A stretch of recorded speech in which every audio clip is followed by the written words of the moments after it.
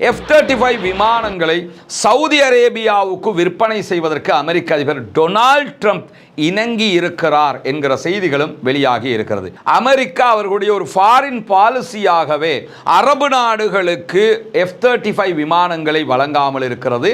குறிப்பாக மத்திய கிழக்கில் இஸ்ரேலை தவிர யாருக்கும் அவர்கள் F-35 ஜெட் விமானங்களை வழங்கியதில்லை என்பதுதான் யதார்த்தபூர்வமானதாக இருக்கிறது. இப்பொழுது ஒரு இறுக்கமான தொடர்பு உண்டாகி இருக்கிறது. F-35 விமானங்களை அமெரிக்கா சவுதி அரேபியாவுக்கு வழங்குகிற போது இதனுடைய தொழில்நுட்பங்களை ஈரான், சீனா, ரஷ்யா ஆகிய நாடுகள் பெற்றுக்கொண்டு விட்டால் அது ஈரானுடைய இராணுவ பலத்தை அதிகரித்துவிடும், ரஷ்யாவுக்கு மேலதிக பலத்தை கொடுத்துவிடும்.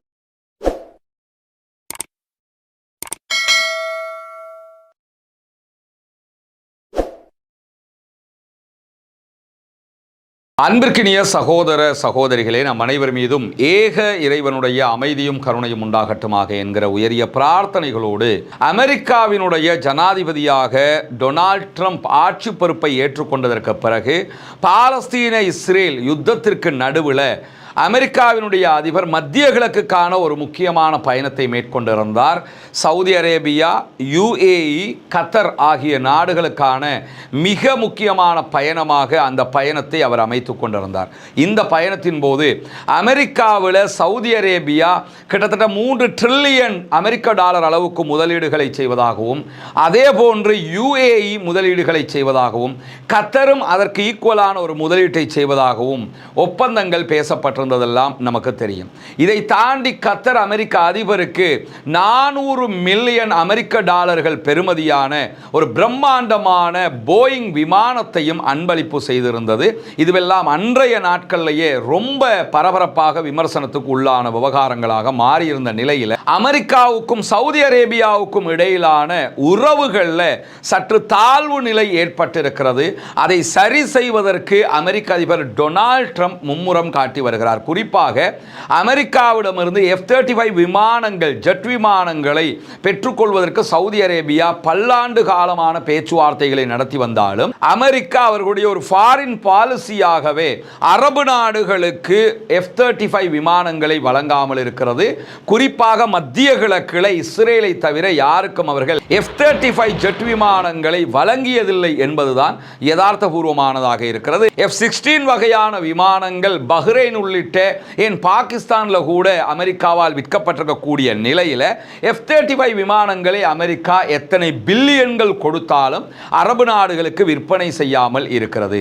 F-16 வகையான விமானங்களை விற்பனை செய்யும் போது கூட அமெரிக்கா ஒரு நிபந்தனையை போட்டுத்தான் பாகிஸ்தான் உள்ளிட்ட நாடுகளுக்கும் விற்பனை செய்திருக்கிறது. அதாவது இந்தியாவுக்கும் பாகிஸ்தானுக்கும் இடையிலே யுத்தம் ஒன்று ஏற்பட்டால் F-16 வகையான விமானங்களை அவர்கள் பயன்படுத்தக்கூடாது. சண்டை வந்தாலே இந்த 2 பேருக்கு மத்தியில் தான் பெரும்பாலும் சண்டை வர்றது.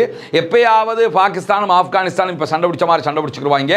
இல்லைன்னா ஈரானோடு ஒரு எல்லை பிரச்சனை அல்லது வேறு ஏதாவது பிரச்சனையை பாகிஸ்தான் உண்டாக்கி கொள்கிறது. இதை தவிர்த்து பெரும்பாலும் இந்தியாவோடு தான் அவர்களுக்கு மோதல் நிலை இருக்கிற போது F-16 வகையான விமானங்களை எப்போதும் இந்தியாவுக்கு எதிராக பயன்படுத்தக்கூடாது என்பது மிகப்பெரிய விதியாகவே அமெரிக்காவால் கொடுக்கப்பட்டிருக்கு. அதே போன்று பஹ்ரைனுக்காக இருந்தாலும் மற்ற நாடுகளுக்காக இருந்தாலும் F-16 வகையான விமானங்களை விற்கும் போது நீங்கள் இஸ்ரேலுக்கு எதிராக இதை பயன்படுத்தக்கூடாதும் பாங்க. சண்டை வந்தாலே அவங்களோட தான் சண்டை வரும் போது அவங்களுக்கு எதிராக இதை பயன்படுத்தக்கூடாது என்கிற நிபந்தனையோடு அவர்கள் கொடுத்து வருகிற நிலையில தான் அமெரிக்கா F-35 விமானங்களை, ஜெட் விமானங்களை எங்களுக்கு தராத நிலையில நாங்கள் இதை தாண்டி சீனாவிடமிருந்தோ அல்லது ரஷ்யாவிடமிருந்தோ இதற்கு ஈக்குவலான விமானங்களையும் இதற்கு ஈக்குவலான ஆயுதங்களையும் பெற்றுக்கொள்வதற்கான முயற்சிகளில் ஈடுபடுகிறோம் என்கிற செய்திகளை சவுதி அரேபியா மிக குறுகிய காலத்துக்குள்ளாக அமெரிக்காவுக்கு கொடுத்து கொண்டே இருக்கிறது. இந்த சூழல்ல தான் எதிர்வருகிற வாரம் அமெரிக்காவுக்கு செல்கிறார் சவுதி அரேபியாவினுடைய பட்டத்து இளவரசர் MBS முகமது பின் சல்மான். முகமது பின் சல்மானுடைய இந்த பயணத்தில் பில்லியன் கணக்கான அமெரிக்க டாலர்களில் மீண்டும் முதலீடுகளும் ஒப்பந்தங்களும் ஆயுத பரிமாற்ற ஒப்பந்தங்களும் அமெரிக்காவோடு பேசப்பட இருக்கிறது என்கிற செய்திகள் வெளியாகி இருக்கிற அதே நேரத்தில் F-35 விமானங்களை சவுதி அரேபியாவுக்கு விற்பனை செய்வதற்கு அமெரிக்க அதிபர் டொனால்ட் ட்ரம்ப் இணங்கி இருக்கிறார் என்கிற செய்திகளும் வெளியாகி இருக்கிறது. அமெரிக்க அதிபர் டொனால்ட் ட்ரம்ப் மாத்திரம் இணங்கினால் F-35 விமானங்களை விற்பனை செஞ்சிட முடியாது. அமெரிக்காவினுடைய 3 கட்டங்கள் இருக்கிறது. அமெரிக்க அதிபர் இதற்கு ஒப்புக்கொள்ள வேண்டும், அமெரிக்காவினுடைய அதிபர் சார்ந்த அரசு இதற்கு ஒப்புதல் கொடுக்க வேண்டும், நாடாளுமன்றமும் இதற்கான அனுமதியை கொடுக்க வேண்டும். நாடாளுமன்றத்தில் ஜனநாயக கட்சி, குடியரசுக் கட்சி ஆகிய 2 கட்சிகளுடைய மிக முக்கியமான பிரமுகர்கள் இருக்கிறார்கள். இந்த 3 தரப்பினரும் இதற்கான அனுமதியை கொடுக்கிற போதுதான் F-35 விமானங்களை சவுதி அரேபியாவுக்கு அமெரிக்காவால் கொடுக்க முடியும். இந்த நிலையில் F-35 விமானங்கள் சவுதி அரேபியாவுக்கு கொடுப்பதற்கு நிகராக சவுதி அரேபியா இஸ்ரேலோடு இணக்கப்பாட்டுக்கு வர வேண்டும், சுமூக நிலைக்கு வர வேண்டும் என்பதையும் அமெரிக்கா எதிர்பார்க்கிறது என்கிறது வெள்ளை மாளிகையினுடைய தகவல்கள். ஆல்ரெடி அமெரிக்கா சவுதி அரேபியாவையும் இஸ்ரேலையும் இணைத்து விடுவதற்கான பல முயற்சிகளை செய்து கொண்டிருக்கிறது. ஆப்ரஹாம் ஒப்பந்தம் என்கிற பெயரில் மொரோக்கோ, பஹ்ரைன், UAE ஆகிய நாடுகள் இஸ்ரேலை ஒரு தனி நாடாக அங்கீகரித்து தூதரக உறவுகளை எல்லாம் உருவாக்கி கொண்டது அமெரிக்காவினுடைய அதிபராக டொனால்ட் ட்ரம்ப் முதல் கட்டத்தில் இருந்த நேரத்தில் தான் இதெல்லாம் நடைபெற்றிருந்தது. இப்பொழுது 2ஆம் கட்டமாக கசகஸ்தானும் ஆப்ரஹாம் ஒப்பந்தத்தில் இணைவதற்கு தயாராக இருக்கிறது என்று சொல்லக்கூடிய நேரத்தில் தான் சவுதி அரேபியா ஆப்ரஹாம் ஒப்பந்தத்திற்கு ஒத்துக்கொண்டு இஸ்ரேலுடனான தன்னுடைய உறவுகளை சுமூகமாக்கி கொள்ளுமாக இருந்தால் சவுதி அரேபியாவுக்கு F-35 விமானங்களை வழங்குவதற்கு தயாராக இருக்கிறோம் என்கிற செய்திகளை அமெரிக்காவினுடைய வெள்ளை மாளிகை சொல்லிக் கொண்டிருக்கக்கூடிய நேரத்தில் இதை தாண்டி சவுதி அரேபியா அமெரிக்காவிடத்தில் பாதுகாப்பு ரீதியிலான ஒரு ஒப்பந்தத்தையும் கோருகிறது என்கிற செய்திகளும் வெளியாகி இருக்கிறது. ஆல்ரெடி கத்தர் எப்படி சவுதியிடத்தில் ஒரு பாதுகாப்பு உறுதிப்பாட்டை எடுத்திருக்கிறதோ அதே உறுதிப்பாட்டை தான் சவுதி அரேபியாவும் கேட்கிறது. அதாவது சவுதியின் மீது யாராவது தாக்குதல் நடத்தினால் அது அமெரிக்காவின் மீதே தாக்குதல் நடத்தியதாக கருதப்பட்டு அமெரிக்கா அதில் தலையிட வேண்டும் என்பது சவுதி கேட்கக்கூடிய மிக முக்கியமான ஒப்பந்த விதியாக இருக்கிறது. கத்தர் அப்படியான ஒரு ஒப்பந்தத்தை தான் இப்போது செய்திருக்கிறது. கத்தர் மேலே இஸ்ரேல் தாக்குதல் நடத்தியது நமக்கெல்லாம் தெரியும். கத்தரில் இருந்த பாலஸ்தீன விடுதலை அமைப்பினுடைய தலைவர்களை இலக்கு வைத்து அந்த தாக்குதல் நடத்தப்பட்டது. அந்த தாக்குதலை தொடர்ந்து தான் கத்தருக்கு இப்படியான ஒரு உத்தரவாதத்தோடு அமெரிக்க அதிபர் ஒரு ஒப்பந்தத்தை மேற்கொண்டிருந்தார். ஆனால் கத்தர் செய்திருக்கக்கூடிய ஒப்பந்தத்தில் இருக்கக்கூடிய ஒரு மைனஸ் பாயிண்டே என்னன்னு கேட்டா, அமெரிக்காவினுடைய அதிபராக டொனால்ட் ட்ரம்ப் இருக்கிற வரைக்கும் தான் இந்த ஒப்பந்தம் அப்படியே பயணிக்கும். டொனால்ட் ட்ரம்ப் மாறி வேறொரு அதிபர் தேர்வு செய்யப்பட்டார்னா அவர் நினைச்சாருன்னா இந்த ஒப்பந்தத்தை நாடாளுமன்ற அனுமதி இல்லாமலே, அரசு அனுமதி இல்லாமலே அவராகவே ரத்து செய்ய முடியும். அவர் நினைச்சாருன்னா அதை தொடரவும் முடியும் என்கிற ஒரு மைனஸ் அந்த இடத்தில் இருக்கிறது. ஆனால் சவுதி அரேபியா அமெரிக்காவிடத்தில் கேட்கக்கூடிய பாதுகாப்பு உத்தரவாத ஒப்பந்தம் எப்படிப்பட்டது என்றால், அமெரிக்க அதிபர்கள் மாறினாலும் இந்த ஒப்பந்தத்தினுடைய விதிகள் மாறக்கூடாது. அதாவது ஃபாரின் பாலிசிக்குள்ளேயே சவுதியை நாங்கள் பாதுகாப்போம், யார் என்ன தாக்குதல் நடத்தினாலும் என்கிற கோரிக்கையை சவுதி அரேபியா ஃபாரின் பாலிசியில மாற்றணும்னு சொல்லி முன்வைத்திருக்கிறார்கள் என்பதுதான் இது தொடர்பாக வெளியாகி இருக்கக்கூடிய மிக முக்கியமான தகவலாக இருக்கிற நிலையில இப்படியான ஒரு ஒப்பந்தம் நடைபெற்றால் அமெரிக்காவினுடைய வெளியுறவு கொள்கை ஃபாரின் பாலிசியிலேயே மாற்றம் ஏற்படும், மாற்றம் நிகழும் என்பதிலே எந்த ஒரு சந்தேகமும் கிடையாது. ஆனால் இஸ்ரேலுடைய இராணுவ பலத்திற்கு இது மிக பெரும் சவாலாக அமைந்துவிடும். ஏன்னா இஸ்ரேல் இந்த ஒப்பந்தத்தை ஏற்றுக்கொள்ள முடியாது, அமெரிக்கா சவுதி அரேபியாவோடு F-35 விமானங்களை பகிர்ந்து கொள்ளக்கூடாது என்பதில் உறுதியாக இருக்கிறது.